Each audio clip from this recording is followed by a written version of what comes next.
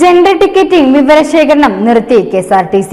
Gender ticket നടപ്പാക്കാനുള്ള സംവിധാനം പരീക്ഷിക്കുക മാത്രമാണ് ചെയ്തതെന്നും പുതിയ സർക്കാർ അധികാരമേറ്റ ശേഷമാകും തുടർ നടപടികളെന്നും CMD പ്രമോദ് ശങ്കർ. വനിതകൾക്ക് സൗജന്യ യാത്ര അനുവദിക്കുന്നതിന് മുന്നോടിയായി വനിതാ യാത്രക്കാരുടെ എണ്ണമടക്കമുള്ള വിവരം ശേഖരിക്കാനുള്ള നീക്കം KSRTC തൽക്കാലം നിർത്തിവച്ചു. ടിക്കറ്റ് മെഷീനുകളിൽ ജെൻഡർ ടിക്കറ്റ് നടപ്പാക്കാനുള്ള സംവിധാനം പരീക്ഷിക്കുക മാത്രമാണ് ചെയ്തതെന്നും പുതിയ സർക്കാർ അധികാരമേറ്റ ശേഷമാകും തുടർ നടപടികളെന്നും CMD പ്രമോദ് ശങ്കർ പറഞ്ഞു. സർക്കാരിന്റെ അനുമതിയില്ലാതെ യാത്രക്കാരുടെ വ്യക്തിഗത വിവരങ്ങൾ ശേഖരിക്കുന്നതിനെതിരെ വിമർശനമുയർന്നതോടെയാണ് സംവിധാനം നിർത്തിയത്.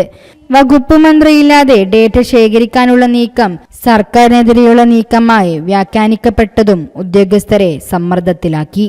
ഏതാവശ്യത്തിനാണ് വ്യക്തിഗത വിവരങ്ങൾ ശേഖരിക്കുന്നതെന്ന് വ്യക്തമാക്കാത്ത സർക്കുലർ കോടതിയിൽ ചോദ്യം ചെയ്യപ്പെടുമെന്നതും തീരുമാനം പിൻവലിക്കാൻ കാരണമായി.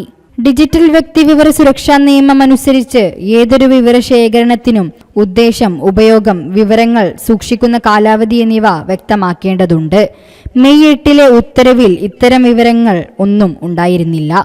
News desk media vision. വീണ്ടും ഒരു മഹാ മിഡ് നൈറ്റ് സെയിലുമായി മയൂരി. ഏപ്രിലിനെ ഏറ്റവും വലിയ ചരിത്ര സംഭവമാക്കി മാറ്റാൻ 25 മുതൽ 5 ദിവസത്തേക്ക് കേരളത്തിലെ മുഴുവൻ മാർക്കറ്റിനെയും വെല്ലുവിളിച്ചുകൊണ്ട് വമ്പൻ വിലക്കുറവിന്റെ 5 ദിനരാത്രങ്ങൾ വരുന്നു.